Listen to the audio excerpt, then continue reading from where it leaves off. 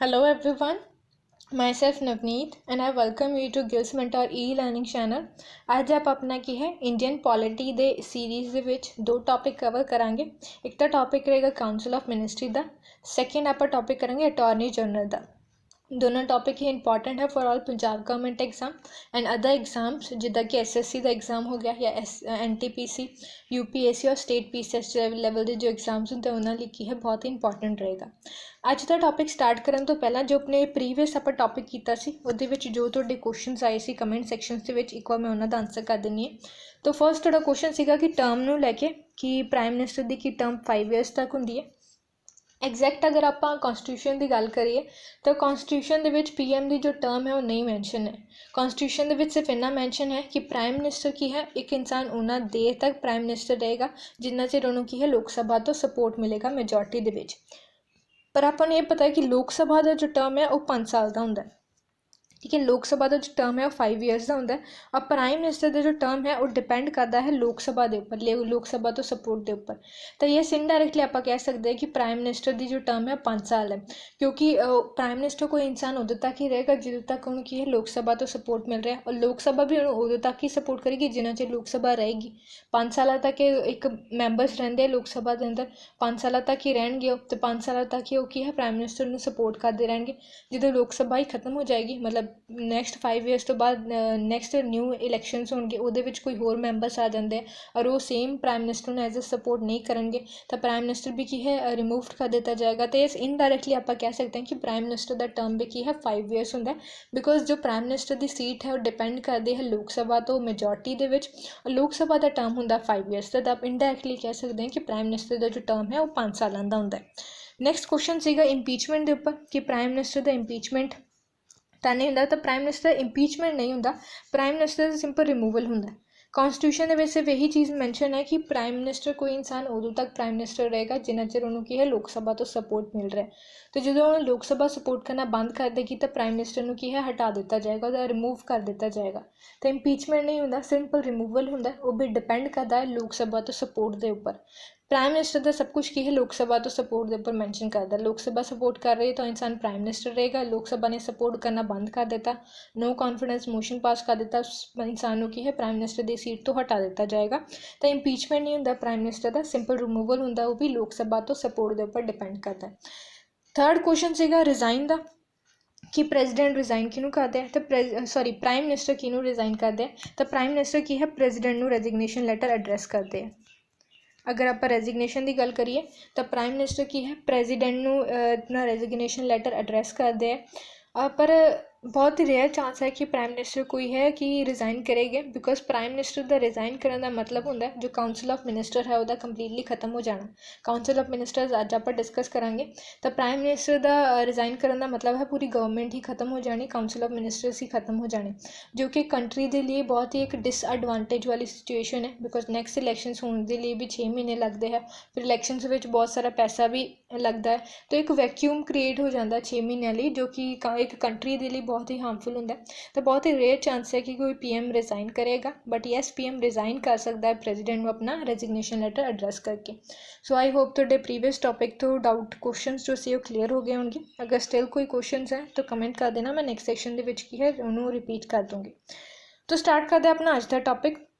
अज आप की है दो टॉपिक्स कवर करांगे, एक करांगे काउंसिल ऑफ मिनिस्टर, एक आप सैकेंड टॉपिक करांगे अटॉर्नी जनरल का।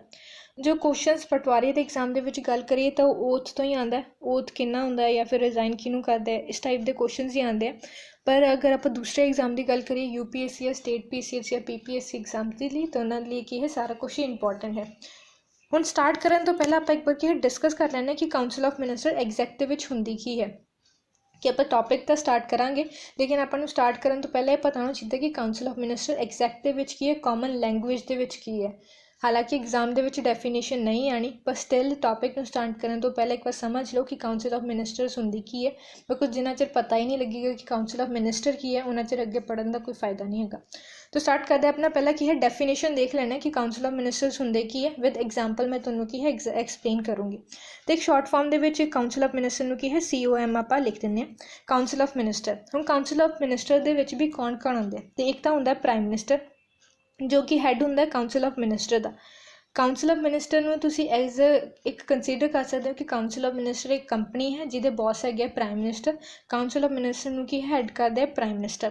ਦੈਨ ਉਸ ਤੋਂ ਬਾਅਦ ਵੀ ਕਾਊਂਸਲ ਆਫ ਮਿਨਿਸਟਰ ਦੇ ਅੰਦਰ ਨਾ ਫਰਦਰ 3 ਕੈਟੇਗਰੀਜ਼ ਹੈ। ਉਹ 3 ਕੈਟੇਗਰੀਜ਼ ਕਿਹੜੀਆਂ ਨੇ ਮੈਂ ਤੁਹਾਨੂੰ ਇੱਕ ਵਾਰ ਇੱਕ ਸਰਕਲ ਦੀ ਫਾਰਮ ਦੇ ਵਿੱਚ ਦੱਸ ਦਿੰਦੀ ਹਾਂ। ਤਾਂ ਫਸਟ ਕੈਟੇਗਰੀ ਜੋ ਆਉਂਦੀ ਉਹ ਹੁੰਦੀ ਕੈਬਨਿਟ ਮਿਨਿਸਟਰ ਦੀ, ਸੀ ਤੋਂ ਮੈਂ ਲਿਖ ਰਹੀ ਹਾਂ ਕੈਬਨਿਟ ਮਿਨਿਸਟਰ। ਸੈਕਿੰਡ ਕੈਟੇਗਰੀ ਆਉਂਦੀ ਹੈ ਸਟੇਟ ਆਫ ਮਿਨਿਸਟਰਸ ਦੀ, ਇਸ ਤੋਂ ਮੈਂ ਲਿਖ ਰਹੀ ਹਾਂ ਮਿਨਿਸਟਰਸ ਆਫ ਸਟੇਟ ਕਹਿ ਦਿੰਦੇ ਜਿਹਨੂੰ MOS ਮਿਨਿਸਟਰਸ ਆਫ ਸਟੇਟ, ਇਸ ਤੋਂ ਲਿਖ ਰਹੀ ਹਾਂ ਮੈਂ। ਥਰਡ ਕੈਟੇਗਰੀ ਜੋ ਆ ਜਾਂਦੀ ਉਹ ਆਉਂਦੀ ਹੈ ਡਿਪਟੀ ਮਿਨਿਸਟਰ ਦੀ, DM ਆਪਾਂ ਸ਼ਾਰਟ ਫਾਰਮ ਦੇ ਵਿੱਚ ਉਹਨੂੰ ਕੀ ਹੈ ਲਿਖ ਦਿੰਦੇ ਹਾਂ। ਡਿਪਟੀ ਮਿਨਿਸਟਰ ਦੀ ਥਰਡ ਕੈਟੇਗਰੀ ਆ ਜਾਂਦੀ। ਤਾਂ ਕਾਊਂਸਲ ਆਫ ਮਿਨਿਸਟਰ ਹੈ, ਕਾਊਂਸਲ ਆਫ ਮਿਨਿਸਟਰ ਨੂੰ ਹੈਡ ਕਰ ਰਿਹਾ ਪ੍ਰਾਈਮ ਮਿਨਿਸਟਰ। ਉਹਦੀ ਵੀ ਫਰਦਰ 3 ਕੈਟੇਗਰੀ ਹੈ, ਇੱਕ ਕੈਬਨਿਟ ਮਿਨਿਸਟਰ, ਇੱਕ ਮਿਨਿਸਟਰ ਆਫ ਸਟੇਟ MOS ਜਿਹਨੂੰ ਕਹਿੰਦੇ ਆ, ਥਰਡ ਕੈਟੇਗਰੀ ਹੈ ਡਿਪਟੀ ਮਿਨਿਸਟਰਸ। ਜਿੰਨਾ ਇਹਨਾਂ ਦਾ PM ਤੋਂ ਡਿਫਰੈਂਸ ਹੈ ਉਨਾ ਹੀ ਇਹਨਾਂ ਦੇ ਕੀ ਹੈ ਪਾਵਰਸ ਦੇ ਵਿੱਚ ਵੇਰੀਏਸ਼ਨ ਆਉਂਦਾ। PM ਸਭ ਤੋਂ ਹਾਈਐਸਟ ਪਾਵਰ ਹੈ, ਸਭ ਤੋਂ ਸਟਰੋਂਗੈਸਟ ਪੋਜੀਸ਼ਨ ਹੈ। PM ਦੇ ਕੋਲੇ ਹੈ ਕੈਬਨਿਟ ਮਿਨਿਸਟਰ, ਨੈਕਸਟ PM ਤੋਂ ਬਾਅਦ ਉਹਨਾਂ ਦੀ ਪਾਵਰ ਆਉਂਦੀ ਹੈ। ਸਟੇਟ ਆਫ ਮਿਨਿਸਟਰ ਕੀ ਹੈ PM ਤੋਂ ਸੈਕਿੰਡ ਪੋਜੀਸ਼ਨ 'ਤੇ ਇੱਥੇ ਹੈ, ਅਤੇ ਉਹਨਾਂ ਦੀ ਪਾਵਰ ਜਿੰਨਾ ਕੋਈ PM ਤੋਂ ਦੂਰ ਜਾ ਰਿਹਾ ਤਾਂ ਡਿਪਟੀ ਮਿਨਿਸਟਰ ਕੀ ਹੈ PM ਤੋਂ ਬਹੁਤ ਦੂਰ ਹੈ, ਅਤੇ ਇਹਨਾਂ ਦੀ power as compared to cabinet minister and MOS ਕੀ ਹੈ ਘੱਟ ਹੋਏਗੀ। ਇਹ ਜੋ ਸੀਕੁਐਂਸ ਵਾਈਜ਼ ਲਿਖਿਆ ਹੈ ਇੱਦਾਂ ਦੀ ਡਾਇਰੈਕਸ਼ਨ ਦੇ ਵਿੱਚ ਅਗਰ ਆਪਾਂ ਦੇਖੀਏ ਤਾਂ ਇਸ ਡਾਇਰੈਕਸ਼ਨ ਦੇ ਵਿੱਚ ਕੀ ਹੈ ਇਹਨਾਂ ਦੀ ਪਾਵਰਸ ਵੀ ਕੀ ਹੈ ਘੱਟ ਹੁੰਦੀਆਂ ਜਾਂਦੀਆਂ। ਮੈਂ ਤੁਹਾਨੂੰ ਹੁਣ ਇੱਕ ਐਗਜ਼ਾਮਪਲ ਦੇ ਨਾਲ ਦੱਸ ਰਹੀ ਕਿ ਐਗਜ਼ੈਕਟ ਦੇ ਵਿੱਚ ਸਾਰਾ ਕੁਝ ਕੀ ਹੈ। ਠੀਕ ਹੈ, ਆਪਣੇ ਪ੍ਰਾਈਮ ਮਿਨਿਸਟਰ ਹੈਗੇ ਨਰਿੰਦਰ ਮੋਦੀ, ਮਿਸਟਰ ਨਰਿੰਦਰ ਮੋਦੀ ਆਪਣੇ ਕੀ ਹੈ ਪ੍ਰਾਈਮ ਮਿਨਿਸਟਰ ਹੈ। ਕੈਬਨਿਟ ਮਿਨਿਸਟਰਸ ਦੀ ਗੱਲ ਕਰੀਏ ਤਾਂ ਕੈਬਨਿਟ ਮਿਨਿਸਟਰਸ ਹੁੰਦਾ ਹੈ ਜਿੱਦਾਂ ਹੋਮ ਮਿਨਿਸਟਰਸ ਹੋ ਗਏ, ਫਾਈਨੈਂਸ ਮਿਨਿਸਟਰ ਹੋ ਗਏ, ਡਿਫੈਂਸ ਮਿਨਿਸਟਰਸ ਹੋ ਗਏ, ਇਹ ਕੀ ਹੈ ਕੈਬਨਿਟ ਮਿਨਿਸਟਰਸ ਹੁੰਦੇ। ਠੀਕ ਹੈ, ਔਰ ਕੈਬਨਿਟ ਮਿਨਿਸਟਰਸ ਕਿਹਨੂੰ ਕੀ ਹੈ ਇੱਕ ਡਿਪਾਰਟਮੈਂਟ ਦਾ ਇੰਡੀਪੈਂਡੈਂਟ ਚਾਰਜ ਮਿਲ ਰਿਹਾ। ਜਿੱਦਾਂ ਫਾਈਨੈਂਸ ਮਿਨਿਸਟਰੀ ਹੈ ਇੱਕ ਡਿਪਾਰਟਮੈਂਟ ਹੈ ਔਰ ਉਹ ਕੀ ਹੈ ਉਹਦਾ ਪੂਰਾ ਚਾਰਜ ਮਿਲ ਰਿਹਾ ਕੈਬਨਿਟ ਮਿਨਿਸਟਰ ਨੂੰ। ਸਟੇਟ ਆਫ ਮਿਨਿਸਟਰਸ ਜੋ ਮਿਨਿਸਟਰਸ ਆਫ ਸਟੇਟ ਹੁੰਦੇ ਇਹਨਾਂ ਦਾ ਦੋ ਹੁੰਦਾ, ਇਹਨਾਂ ਨੂੰ ਜਾਂ ਤਾਂ ਇੰਡੀਪੈਂਡੈਂਟ ਚਾਰਜ ਵੀ ਦੇ ਸਕਦੇ ਆ ਜਾਂ ਫਿਰ ਇਹਨਾਂ ਨੂੰ ਕੀ ਹੈ ਜੋ ਕੈਬਨਿਟ ਮਿਨਿਸਟਰਸ ਹੁੰਦੇ ਉਹਨਾਂ ਦੇ ਅੰਡਰ ਕੰਟਰੋਲ ਵੀ ਕਰ ਸਕਦੇ ਕਿ ਉਹਨਾਂ ਨੂੰ ਗਾਈਡ ਕਰਨ ਲਈ, ਉਹਨਾਂ ਨੂੰ ਹੈਲਪ ਕਰਨ ਲਈ ਕੀ ਹੈ ਮਿਨਿਸਟਰਸ ਆਫ ਸਟੇਟ ਨੂੰ ਕੈਬਨਿਟ ਮਿਨਿਸਟਰ ਦੇ ਨਾਲ ਵੀ ਅਟੈਚ ਕਰ ਸਕਦੇ ਜਾਂ ਫਿਰ ਇੰਡੀਪੈਂਡੈਂਟ ਚਾਰਜ ਵੀ ਦੇ ਸਕਦੇ ਆ। ਔਰ ਜੋ ਡਿਪਟੀ ਮਿਨਿਸਟਰਸ ਹੁੰਦੇ ਆ ਉਹ ਤਾਂ ਕੈਬਨਿਟ ਮਿਨਿਸਟਰਸ ਦੇ ਨਾਲ ਹੀ ਅਟੈਚ ਹੁੰਦੇ। ਡਿਪਟੀ ਮਿਨਿਸਟਰਸ ਦਾ ਕਦੇ ਵੀ ਇੰਡੀਪੈਂਡੈਂਟ ਚਾਰਜ ਨਹੀਂ ਹੁੰਦਾ। ਐਗਜ਼ਾਮਪਲ ਦੇ ਤੌਰ 'ਤੇ ਸਮਝਦੇ ਹਾਂ। ਐਗਜ਼ਾਮਪਲ ਲੈਂਦੇ ਆਪਾਂ ਫਾਈਨੈਂਸ ਮਿਨਿਸਟਰੀ ਦਾ। ਠੀਕ ਹੈ, ਫਾਈਨੈਂਸ ਮਿਨਿਸਟਰੀ ਦੇ ਕੈਬਨਿਟ ਮਿਨਿਸਟਰ ਹੈ ਪ੍ਰੈਜ਼ੈਂਟ ਸ਼੍ਰੀਮਤੀ ਨਿਰਮਲਾ ਸੀਤਾਰਮਨ। ਨਿਰਮਲਾ ਸੀਤਾਰਮਨ ਕੀ ਹੈ ਪ੍ਰੈਜ਼ੈਂਟ ਫਾਈਨੈਂਸ ਮਿਨਿਸਟਰ ਹੈ, ਨਰਿੰਦਰ ਮੋਦੀ ਕੀ ਹੈ PM ਹੈ। ਹੁਣ ਮੰਨ ਲਓ ਫਾਈਨੈਂਸ ਨਾਲ ਰਿਲੇਟਡ ਕੀ ਹੈ PM ਨੂੰ ਕੁਛ ਨੌਲੇਜ ਚਾਹੀਦੀ, ਕੋਈ ਰਿਪੋਰਟ ਚਾਹੀਦੀ ਅਤੇ PM ਜੋ ਕੀ ਹੈ ਰਿਪੋਰਟ ਮੰਗੇਗਾ ਫਾਈਨੈਂਸ ਮਿਨਿਸਟਰ ਨਿਰਮਲਾ ਸੀਤਾਰਮਨ ਜੀ ਤੋਂ। ਨਿਰਮਲਾ ਸੀਤਾਰਮਨ ਜੀ ਕੋਲ ਕੀ ਹੈ ਫਾਈਨੈਂਸ ਮਿਨਿਸਟਰੀ ਹੈ, ਕੈਬਨਿਟ ਮਿਨਿਸਟਰੀ ਹੈ, ਇੱਕ ਡਿਪਾਰਟਮੈਂਟ ਹੈ ਇੱਕ ਫਾਈਨੈਂਸ ਦਾ ਜਿਹਦਾ ਕਿ MOS ਅਗਰ ਆਪਾਂ ਗੱਲ ਕਰੀਏ ਮਿਨਿਸਟਰ ਆਫ ਸਟੇਟ ਗੱਲ ਕਰੀਏ ਤਾਂ ਮਿਨਿਸਟਰ ਆਫ ਸਟੇਟ ਹੈ ਫਾਈਨੈਂਸ ਕਮਿਸ਼ਨ। ਫਾਈਨੈਂਸ ਜੋ ਮਿਨਿਸਟਰੀ ਹੈ ਉਹਦੇ ਹੈ ਅਨੁਰਾਗ ਸਿੰਘ ਠਾਕੁਰ। ਅਨੁਰਾਗ ਸਿੰਘ ਠਾਕੁਰ ਕੀ ਹੈ ਮਿਨਿਸਟਰ ਆਫ ਸਟੇਟ ਹੈ। ਤਾਂ ਪ੍ਰਾਈਮ ਮਿਨਿਸਟਰ ਨਿਰਮਲਾ ਸੀਤਾਰਮਨ ਜੀ ਤੋਂ ਰਿਪੋਰਟ ਮੰਗਾਂਗੇ। ਨਿਰਮਲਾ ਸੀਤਾਰਮਨ ਜੀ ਕੀ ਹੈ ਆਪਣੇ ਜੋ ਉਹਨਾਂ ਦੇ ਅੰਡਰ ਮਿਨਿਸਟਰੀ ਹੈ ਜੋ ਸਟੇਟ ਆਫ ਮਿਨਿਸਟਰਸ ਹੈ ਜਿਹਦੇ ਸਟੇਟ ਆਫ ਮਿਨਿਸਟਰ ਹੈਗੇ ਅਨੁਰਾਗ ਸਿੰਘ ਠਾਕੁਰ, ਉਹਨਾਂ ਤੋਂ ਰਿਪੋਰਟ ਮੰਗਣਗੇ। ਠੀਕ ਹੈ, ਫਿਰ ਸਟੇਟ ਆਫ ਮਿਨਿਸਟਰ ਫਰਦਰ ਕੀ ਹੈ ਡਿਪਟੀ ਮਿਨਿਸਟਰ ਨੂੰ ਅੱਗੇ ਕਹਿੰਦੇ ਰਿਪੋਰਟ ਦੇਣ ਲਈ। ਇਸ ਟਾਈਪ ਦਾ ਆਪਣਾ ਕੰਮ ਅੱਗੇ ਤੋਂ ਅੱਗੇ ਫੋਰ ਐਗਜ਼ਾਮਪਲ ਜਿੱਦਾਂ ਪ੍ਰਿੰਸੀਪਲ ਨੂੰ ਕੋਈ ਕੰਮ ਹੋਇਆ ਵਾਈਸ ਪ੍ਰਿੰਸੀਪਲ ਨੂੰ ਕਹੇਗਾ, ਵਾਈਸ ਪ੍ਰਿੰਸੀਪਲ ਜੋ ਹੈ ਸੈਕੰਡਰੀ ਟੀਚਰਸ ਨੂੰ ਕਹਿਣਗੇ, ਸੈਕੰਡਰੀ ਟੀਚਰ ਪ੍ਰਾਇਮਰੀ ਟੀਚਰ ਨੂੰ ਕਹਿਣਗੇ। ਇਸ ਟਾਈਪ ਦੀ ਇੱਕ ਹਾਇਰਾਰਕੀ ਬਣੀ ਹੋਈ ਹੈ, ਇੱਕ ਸੀਕੁਐਂਸ ਹੈ ਕਿ PM ਤੋਂ ਬਾਅਦ ਕੈਬਨਿਟ ਮਿਨਿਸਟਰ, ਕੈਬਨਿਟ ਮਿਨਿਸਟਰ ਤੋਂ ਬਾਅਦ MOS minister of state, MOS ਤੋਂ ਬਾਅਦ ਕੀ ਹੈ ਡਿਪਟੀ ਮਿਨਿਸਟਰ। ਤਾਂ ਆਪਾਂ ਫਾਈਨੈਂਸ ਮਿਨਿਸਟਰ ਦੀ ਗੱਲ ਕਰ ਰਹੇ ਸੀਗੇ। ਤਾਂ ਫਾਈਨੈਂਸ ਮਿਨਿਸਟਰ ਦੇ ਮਿਨਿਸਟਰ ਹੈਗੇ ਨਿਰਮਲਾ ਸੀਤਾਰਮਨ। ਠੀਕ ਹੈ, ਸਟੇਟ ਮਿਨਿਸਟਰ ਆਫ ਸਟੇਟ ਹੈਗੇ ਅਨੁਰਾਗ ਸਿੰਘ ਠਾਕੁਰ ਔਰ ਫਾਈਨੈਂਸ ਮਿਨਿਸਟਰੀ ਦੇ ਜੋ ਡਿਪਟੀ ਮਿਨਿਸਟਰ ਹੈ ਉਹ ਵੀ ਅਨੁਰਾਗ ਸਿੰਘ ਠਾਕੁਰ ਹੀ ਹੈ। ਅਨੁਰਾਗ ਸਿੰਘ ਠਾਕੁਰ ਕੀ ਹੈ ਡਿਪਟੀ ਮਿਨਿਸਟਰ ਵੀ ਹੈ ਫਾਈਨੈਂਸ ਦੇ, ਫਾਈਨੈਂਸ ਮਿਨਿਸਟਰੀ ਦੇ ਔਰ ਮਿਨਿਸਟਰ ਆਫ ਸਟੇਟ ਵੀ ਹੈ। ਤਾਂ ਇਹ ਦੋਨੋਂ ਕੀ ਹੈ ਫਾਈਨੈਂਸ ਦੇ ਤਾਂ ਸੇਮ ਹੀ ਹੈ ਲੇਕਿਨ ਬਾਕੀ ਦਾ ਅਲੱਗ ਅਲੱਗ ਹੁੰਦਾ ਹੈ। ਤਾਂ ਆਈ ਹੋਪ ਤੁਹਾਨੂੰ ਚੰਗੀ ਤਰ੍ਹਾਂ ਸਮਝ ਆ ਕੇ ਆਉਣਾ ਕਿ ਇਹ ਇੱਕ ਸਰਕਲ ਦੀ ਫਾਰਮ ਦੇ ਵਿੱਚ ਹੈ। ਮਤਲਬ ਸਭ ਤੋਂ ਟੌਪ 'ਤੇ ਹੈ PM ਤੋਂ ਥੱਲੇ ਹੈ ਕੈਬਨਿਟ ਮਿਨਿਸਟਰ, ਕੈਬਨਿਟ ਮਿਨਿਸਟਰ ਤੋਂ ਥੱਲੇ ਹੈ MOS ministers of state, MOS ਤੋਂ ਥੱਲੇ ਹੈ ਡਿਪਟੀ ਮਿਨਿਸਟਰ। ਡਿਪਟੀ ਮਿਨਿਸਟਰ ਆਪਾਂ ਐਜ਼ ਕਹਿ ਸਕਦੇ ਹਾਂ ਕਿ ਟ੍ਰੇਨਰਸ ਹੈ, ਅੰਡਰ ਟ੍ਰੇਨਿੰਗ ਜੋ ਕੰਮ ਕਰ ਰਹੇ ਹੁੰਦੇ। ਤਾਂ ਇਸ ਸਭ ਦੀ ਇੱਕ ਹਾਇਰਾਰਕੀ ਔਰ ਇਹ ਪੂਰੇ ਦੇ ਪੂਰੇ ਨੂੰ ਹੀ ਕੀ ਹੈ ਕਾਊਂਸਲ ਆਫ ਮਿਨਿਸਟਰਸ ਕਹਿੰਦੇ। ਜਿੰਨਾ ਵੀ ਇੰਪੋਰਟੈਂਟ ਮੈਂਬਰ ਮਿਨਿਸਟਰਸ ਦਾ ਜੋ ਗਰੁੱਪ ਹੁੰਦਾ ਹੈ ਕਾਊਂਸਲ ਆਫ ਮਿਨਿਸਟਰਸ ਉਹਨੂੰ ਆਪਾਂ ਕਹਿੰਦੇ ਜਿਹਦੇ ਵਿੱਚ 3 ਕੈਟਾਗਰੀਜ਼ ਆ ਜਾਂਦੀਆਂ। ਸਭ ਤੋਂ ਟੌਪ 'ਤੇ ਹੁੰਦਾ ਵੈਸੇ ਤਾਂ ਪ੍ਰਾਈਮ ਮਿਨਿਸਟਰ ਤੋਂ ਥੱਲੇ ਹੁੰਦੇ ਕੈਬਨਿਟ ਮਿਨਿਸਟਰ ਜਿੱਦਾਂ ਫਾਈਨੈਂਸ ਮਿਨਿਸਟਰ ਹੈ ਨਿਰਮਲਾ ਸੀਤਾਰਮਨ, ਹੋਮ ਮਿਨਿਸਟਰ ਹੈ ਅਮਿਤ ਸ਼ਾਹ, तो इस टाइप की जो है सैकेंड पोजीशन पर आ जाते। नैक्सट आ जाते मिनिस्टर्स ऑफ स्टेट MOS, फिर उस तो बाद आ जाते डिप्टी मिनिस्टर्स। इस टाइप के की है इन्हों की एक हायरार्ची बनी हुई है काउंसिल ऑफ मिनिस्टर की। तो आई होप तुहानूं चंगी तरह समझ आ गया होगा कि council of minister as such कुछ नहीं है, जस्ट ग्रुप है इंपॉर्टेंट मिनिस्टर्स का। एक होंगे नॉर्मल पार्लीमेंट के मैंबर और एक होंगे मिनिस्टर जिन्होंने अलग अलग की है डिपार्टमेंट दिता गया होंगे, चाहे वो डिपार्टमेंट फाइनैंस का हो, चाहे वो डिपार्टमेंट की है डिफेंस का हो, चाहे वो होम मिनिस्ट्री का डिपार्टमेंट या फिर एक्सटर्नल अफेयर्स का डिपार्टमेंट हो। इस टाइम के की है उन्होंने डिपार्टमेंट दिते जाते हैं जिन्होंने रिलेटेड होकर इंपॉर्टेंट डिसीजनस लेंदे।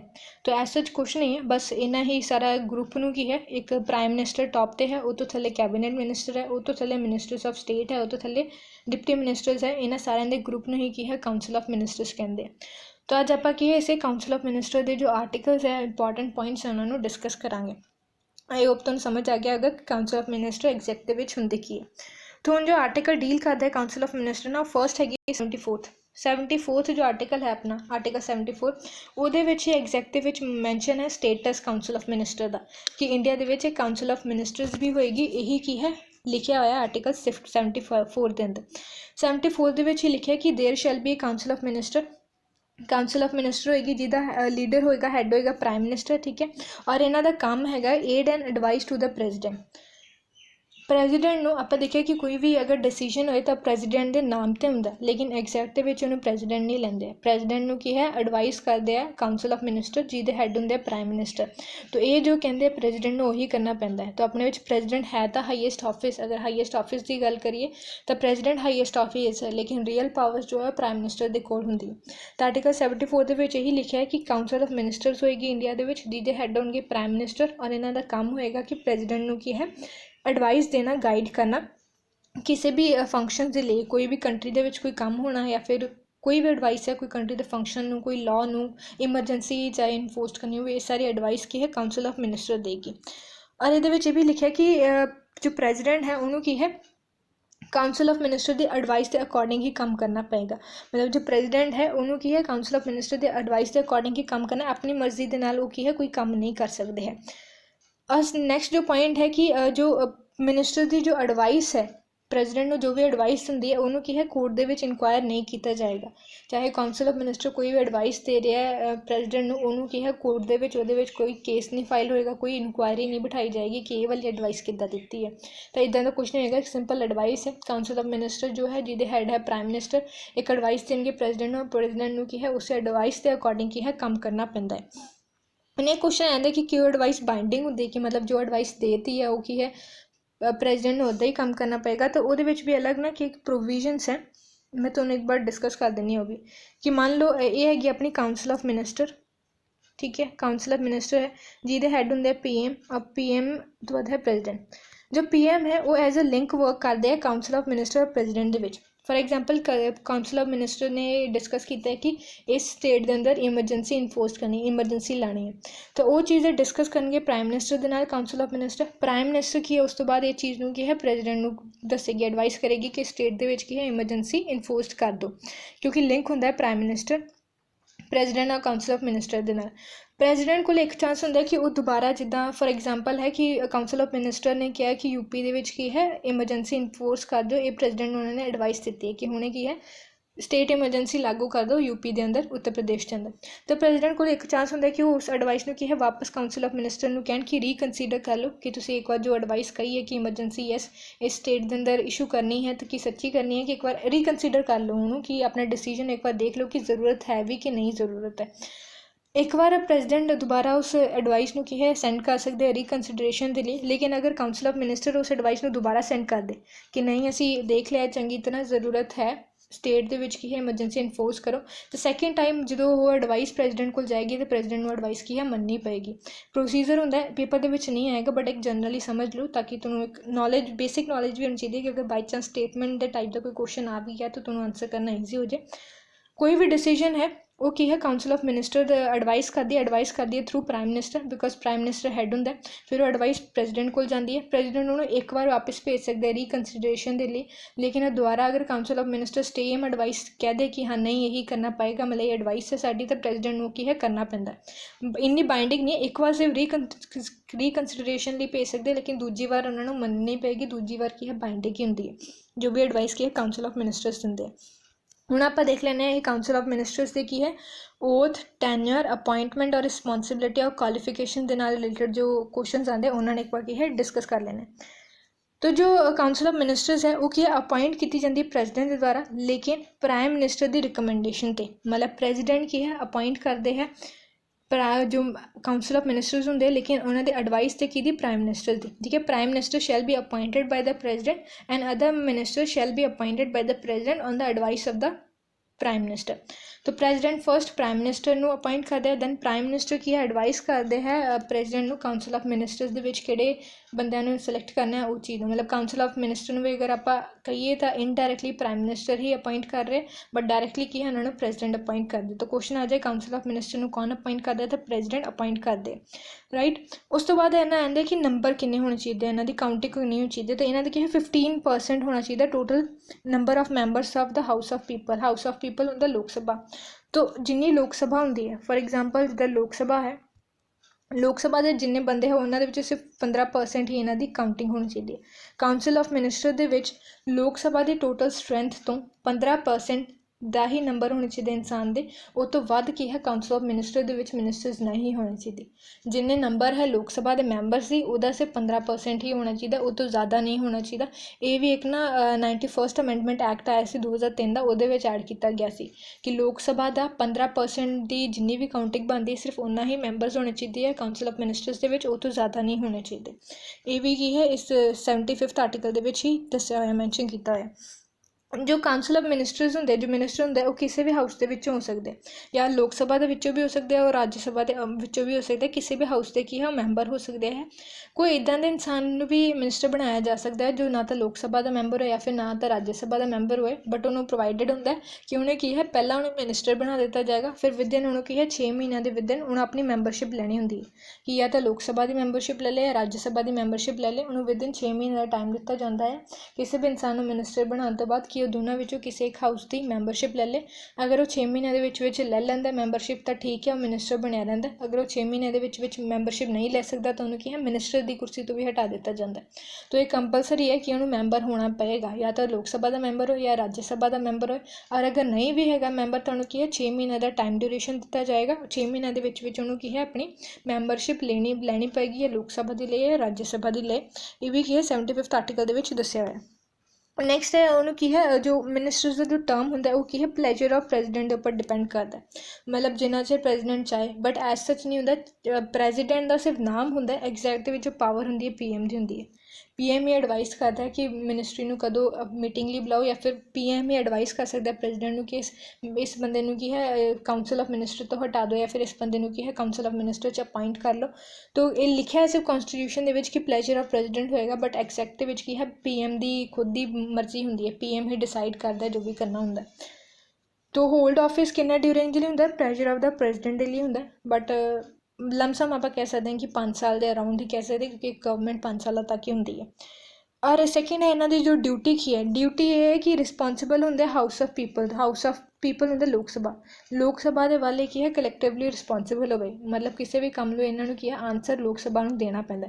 कलैक्टिव रिस्पोंसिबिलिटी इन्हों की अगर गल करिए तो लोक सभा के वाल होंगी है, बट अगर इंडिविजुअल रिस्पोंसिबिलिटी की गल करिए, मतलब एक सिंगल पर्सन की रिस्पोंसिबिलिटी की गल करिए तो PM ने रिस्पोंसिबल होंगे, लेकिन कलैक्टिवली मतलब कंप्लीट काउंसिल ऑफ मिनिस्टर जो है वो लोक सभा लिए रिस्पोंसिबल होंगे।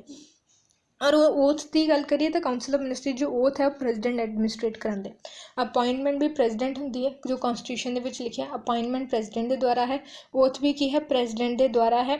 टोटल स्ट्रेंथ होनी चाहिए 15% लोक सभा के मैंबर दे, कलैक्टिवली रिस्पोंसिबल होंगे लोक सभा नूं, और ओथ प्रेजिडेंट दवांदा। ये आपां की है देख लिया इहदा। नैक्सट जो इहदे विच इंपॉर्टेंट पॉइंट आ जाते वो की है कि कोई भी इंसान है जो उन्होंने की है 6 महीने के जो मैंबरशिप लेनी होंगी, ये तो आप डिस्कस कर लिया सी। जो सैलरीज़ की अगर आप गल करिए तो जो सैलरीज़ है वो जो पार्लियामेंट डिसाइड करेगी वही सैलरी होएगी। पार्लियामेंट जो भी डिसाइड करेगी काउंसिल ऑफ मिनिस्टर की सैलरीज वही की है सैलरीज होएगी। एक काउंसिल ऑफ मिनिस्टर का कोई भी जो मिनिस्टर्स होंगे उसकी सैलरीज होंगी।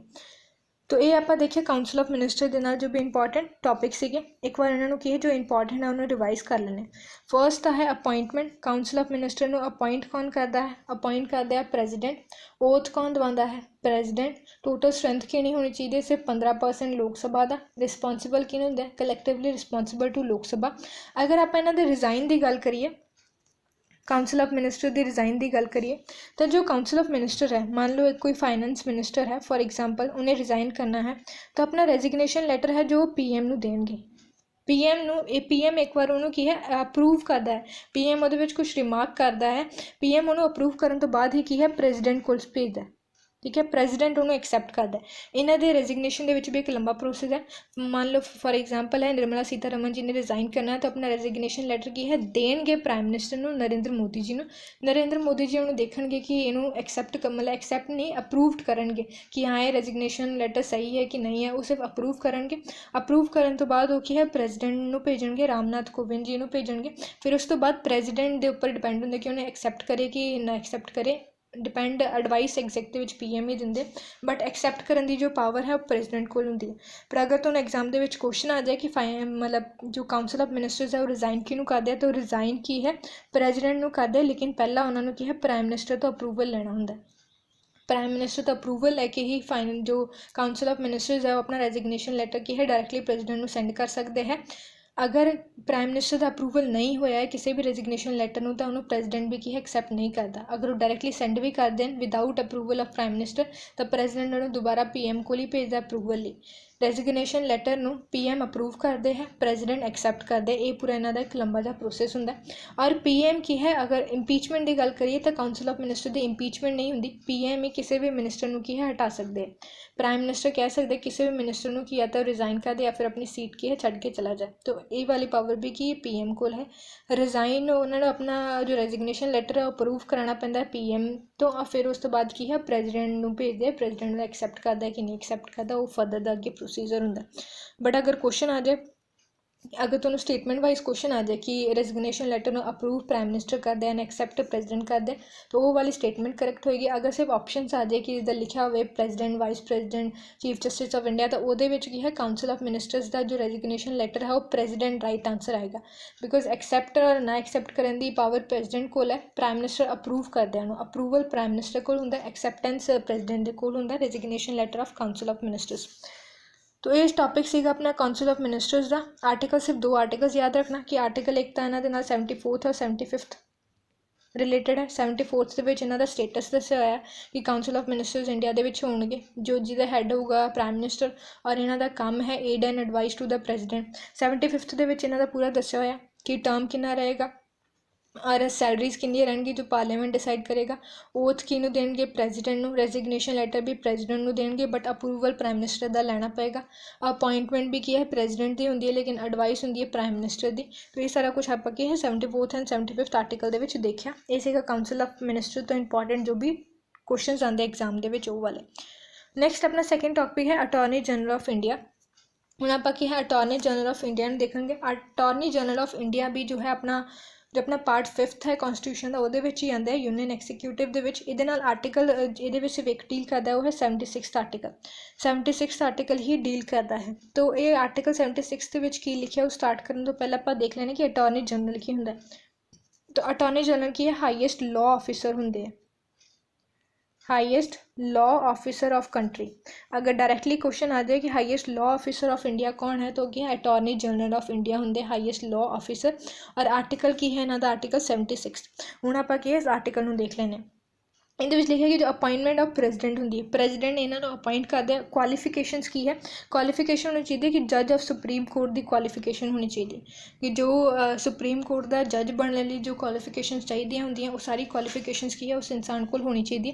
बिकॉज लॉ ऑफिसर है तो ऑब्वियसली कोई लॉ का ही बंदा होएगा और वो कौन होएगा जज ऑफ सुप्रीम कोर्ट बनने की या तो क्वालिफिकेशन होनी चाहिए या फिर रिटायर्ड जज होना चाहिए सुप्रीम कोर्ट का।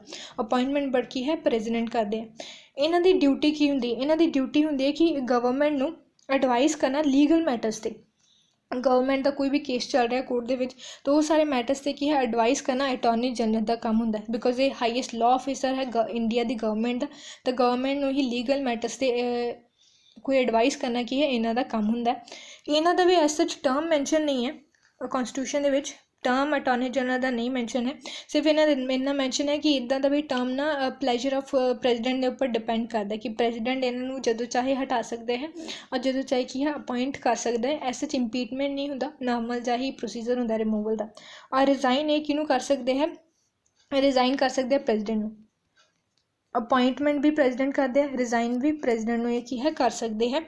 और जो इन्हों की सैलरीज वगैरह होंगी वो भी की है प्रेजिडेंट ही डिसाइड करते। जो अटॉर्नी जनरल होंगे वो की है सैलरीज भी प्रेजिडेंट डिसाइड करता है, उन्होंने टर्म भी की है प्रेजिडेंट डिसाइड करते। इन शॉर्ट अगर आप अटॉर्नी जनरल की गल करिए तो अपॉइंटमेंट भी प्रेजिडेंट को है, रिमूवल भी प्रेजिडेंट को है, टर्म भी मतलब प्रेजिडेंट को है, रिजाइन भी प्रेजिडेंट ही करनगे। और इन्हों की सैलरीज वगैरह भी की है प्रेजिडेंट ही थोड़ा डिसाइड करते हैं कि कितना बेनीफिट इन्होंने मिलेगा या कोई प्रोसीजर होंगे। और एज सच अगर आप गल करिए तो कि गवर्नमेंट में एज ए लीगल मैटर के उपर की है एडवाइस करते हैं।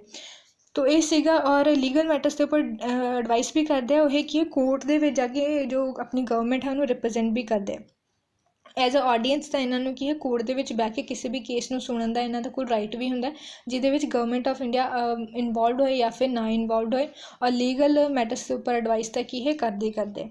तो अटॉर्नी जनरल के नाल जो इंपॉर्टेंट पॉइंट्स हैं उन्होंने रिपीट कर लेने। अटॉर्नी जनरल की अपॉइंटमेंट की है प्रेजिडेंट करते हैं, रेजिग्नेशन लैटर भी की है प्रेजिडेंट को देंगे हैं, टर्म भी जो डिपेंड करता है प्रेजिडेंट के उपर मतलब रिमूव भी प्रेजिडेंट कर सकते हैं। काम की है इन्हों का लीगल एडवाइस देनी है गवर्नमेंट ऑफ इंडिया को लीगल मैटर्स के उपर। हाईएस्ट लॉ ऑफिसर होंगे और क्वालिफिकेशन की है सुप्रीम कोर्ट का जज बनने की जो क्वालिफिकेशन चाहिए होंगे वो सारी इन्हों को की है क्वालिफिकेशन होनी चाहिए। अटॉर्नी जनरल का जो क्वेश्चन आता है वो सिर्फ इतों ही आता है कि अपॉइंट कौन करता है प्रेजिडेंट, डिज़ाइन किनू करते हैं प्रेजिडेंट को। इदा के ही क्वेश्चनस की है इन्होंने आते हैं, ज़्यादा ये तो क्वेश्चनस नहीं आते और आया भी नहीं है अटॉर्नी जनरल तो, बट एक टॉपिक दिता होया तो अपन डिस्कस करना की है ज़रूरी है। तो अज के टॉपिक के नाल ही अपना जो आप कॉन्स्टिट्यूशन का पार्ट 5th कर रहे थे वो कंप्लीट हो गया। पार्ट 5th जो सीगा यूनियन एक्सीक्यूटिव का पार्ट, यूनियन एक्सीक्यूटिव का जो आप पार्ट कर रहे थे वो पार्ट 5th अपना कंप्लीट हो गया। ये आप किनू डिस्कस किया है, रिपीट कर लेना अपना पूरा पार्ट में जो आप 2-3 दिन टॉपिक किया। तो पहला आप की है प्रेजिडेंट के बारे डिस्कस किया, रिपीट कर रहे हैं। जो ऑनलाइन देख रहे हो नाल दी नाल कमेंट करना, मैं क्वेश्चंस पूछूंगी और जो ऑफलाइन देखेंगे उन्होंने भी किया कमेंट करना। तो प्रेजिडेंट कौन होंदा है, had of the Indian state. President first citizen होंदा इंडिया का। प्रेजिडेंट लिए मिनिमम एज कितनी चाहिए है, 35 ईयर्स। प्रेजिडेंट का जो टर्म कितना होंदा 5 सालों का टर्म होंदा। प्रेजिडेंट ओथ किनू दिन मतलब ओथ कौन एडमिनिस्ट्रेट कराते हैं, chief justice of India. President resign किनू करता है, वाइस प्रेजिडेंट। और प्रेजिडेंट के इलैक्शन के कौन कौन पार्टिसिपेट करता है, एक तो इलैक्टेड मैंबर ऑफ पार्लीमेंट, एक elected members of legislative assemblies MLA जो होंगे स्टेट के, और एक की है elected members of 2 union territories Delhi और पुडुचेरी के जो मैंबरस होंगे पार्टिसिपेट करते हैं। प्रेजिडेंट का इंपीचमेंट होंगे, इंपीचमेंट के कौन पार्टिसिपेट करते हैं, both elected and nominated members of the parliament की है पार्टिसिपेट करते हैं इंपीचमेंट के अंदर। ये भी की है यूनियन एक्सीक्यूटिव का ही पार्ट होता है प्रेजिडेंट। नैक्सट आप देखिया सी vice president. Vice president oath कौन दवाते हैं, प्रेजिडेंट। टर्म कितना होंगे 5 साल का। रेजिग्नेशन किनू देंगे, प्रेजिडेंट नू। और एलिजिबल होंगे री इलैक्शनस के लिए। और क्वालिफिकेशंस की होनी चाहिए, लोक सभा सॉरी राज्य सभा का मैंबर बनने की की है क्वालिफिकेशंस होनी चाहिए ने वाइस प्रेजिडेंट के लिए नॉमिनेट करने। मिनिमम एज होनी चाहिए 35 ईयर्स की। और अगर आप गल करिए इलैक्शनस की तो इलैक्शन की है मैंबर ऑफ जो पार्लीमेंट MPs जो होंगे बोथ इलैक्टेड एंड नॉमीनेटेड की है ये पार्टिसिपेट करते हैं। और वाइस प्रेजिडेंट की है चेयरमैन होंगे राज्यसभा का, राज्यसभा का चेयरमैन होंगे। और वाइस प्रेजिडेंट सैलरी भी की है वो वाली सैलरी मिलती है जो चेयरमैन ऑफ राज्यसभा को मिलती है। एज सच कॉन्स्टिट्यूशन के वाइस प्रेजिडेंट की कोई सैलरी नहीं मैंशन है, चेयरमैन की मैंशन है और चेयरमैन की ही सैलरी की है राज्यसभा जो चेयरमैन को मिलती है उस वाइस प्रेजिडेंट को मिलती है। नैक्सट ये अपना थर्ड टॉपिक सीधा प्राइम मिनिस्टर का। प्राइम मिनिस्टर को अपॉइंट कौन करते हैं, प्रेजिडेंट अपॉइंट करते हैं। किनों अपॉइंट करते हैं, जो मेजोरिटी पार्टी का लीडर होंगे उन्होंने, या फिर मेजोरिटी के जिन्हों की है लोक सभा तो सपोर्ट मिले। Prime minister head of government होंगे, leader of the lower house में लोक सभा का ही लीडर होंगे।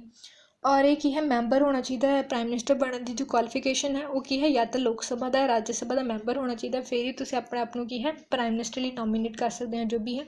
अगर तुम मैंबर नहीं हो तो तुम्हें की है 6 महीने का टाइम दिता जाएगा, 6 महीने के विदिन तुम अपनी की है मैंबरशिप लैनी होंगी है।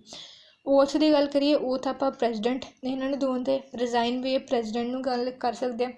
अगर टैन्यूअर की गल करिए तो इनडायरैक्टली यस 5 साल लिए होंगे। इंपीचमेंट नहीं होंदा, सिंपल रिमूवल होंदा। रिमूवल की है डिपेंड करता है लोक सभा तो सपोर्ट के उपर। लोक सभा जो सपोर्ट करना बंद कर दे उदों की है इन्हों हटा दिता जाता है। तो ये तीन आप ऑलरेडी डिस्कस कर ले से। अब आप डिस्कस किया counsel of minister. Counsel of ministers भी अपॉइंट करते president on the advice of PM। Oath भी की है इन्होंने प्रेजिडेंट ही दवाते हैं। और इन्हों का काम की होंगे एडवाइस करना प्रेजिडेंट को इंपॉर्टेंट डिसीजनस को लैके। रिजाइन भी प्रेजिडेंट को सबमिट कराते, लेकिन अप्रूवल की है प्राइम मिनिस्टर का चाहिए। ओथ भी प्रेजिडेंट ही इन्हों एडमिनिस्ट्रेट कराते काउंसल ऑफ मिनिस्टर्स का। और इन्हों की स्ट्रेंथ की है 15% तो ज़्यादा नहीं होनी चाहिए लोक सभा तो ज़्यादा 15% तो ज़्यादा इन्हों की स्ट्रेंथ नहीं होनी चाहिए। और इन्हों भी क्वालिफिकेशन चाहिए कि ये तो या तो लोक सभा के मैंबर हो या राज्य सभा के मैंबर हो। अगर मैंबर नहीं है तो 6 महीने का टाइम दिता जाएगा मैंबर बनने लिए। फिफ्थ आप अटॉर्नी जनरल AG जिन्होंने आप कहने हाईएस्ट लॉ ऑफिसर होंगे। ये जरूर याद कर लेना कि अटॉर्नी जनरल ऑफ इंडिया की है हाईएस्ट लॉ ऑफिसर होंगे कंट्री का। डायरैक्टली क्वेश्चन आता है कि हाँ हाईएस्ट लॉ ऑफिसर कौन होंगे कंट्री का, तो अटॉर्नी जनरल की है हाईएस्ट लॉ ऑफिसर है। अपॉइंटमेंट प्रेजिडेंट को रिजाइन भी कर सकता है प्रेजिडेंट को, रिमूवल भी इन्हों हो सकता है प्रेजिडेंट के नाल। टर्म इन्हों की ऐसे कुछ नहीं मैंशन है, 5 साल तक भी रह सकते उस तो वध भी रह सकते हैं, पर ज़्यादातर 5 साल ही होंगी है वैसे। और अगर क्वालिफिकेशंस की गल करिए तो सुप्रीम कोर्ट का जज बनने की है क्वालिफिकेशंस होनी चाहिए। और ड्यूटीज़ की है कि गवर्नमेंट को एडवाइस करना लीगल मैटर्स के उपर। लीगल मैटर्स के उपर की है गवर्नमेंट को एडवाइस करना। तो ये जो आप 5 चीज़ां जो पर्सनस को डिस्कस करता है ये सारे आते अपने पार्ट 5th के अंदर। पार्ट 5th है जो अपने इंडियन कॉन्स्टिट्यूशन का जो कि डील करता है यूनियन एक्सीक्यूटिव का। यूनियन एक्सीक्यूटिव के कौन आते हैं president, vice president, prime minister, counsel of minister, attorney general.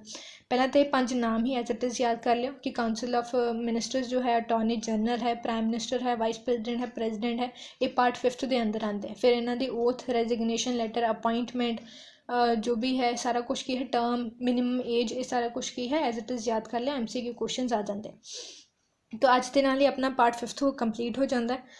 अगर तुहानू कोई डाउट होए तो की है तुम मैंने कमेंट कर देना ऑफलाइन, मैं वो नैक्सट सैशन के एक्सप्लेन कर दूँगी। कोई भी क्वेश्चन होया पार्ट 5th के नाल रिलेटेड क्योंकि कंप्लीट हो गया पार्ट 5th, कमेंट कर देना। मैं नैक्सट सैशन की है तुहानू डाउट जो तुहाडा है वो क्लीयर कर दूँगी। और नैक्सट सैशन ना पार्ट 5th का ही कंप्लीट जो क्वेश्चन है उन्होंने टैसट होएगा।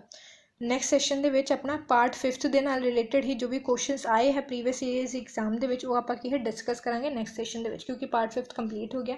उस तो बाद फिर नैक्सट आप इंडियन पॉलिटी के फर्दर टॉपिक्स करांगे। तो अज के लिए बस इन्ना ही। आई होप तुहानू सारा कुछ क्लीयर हो गया होगा। फिर भी स्टिल कोई डाउट होया कमेंट कर देना। और इस सैशन को लाइक, शेयर एंड कमेंट जरूर करना कि तुहानू किदां दा लग्या है। So that's all for the day. Thank you for watching and take care.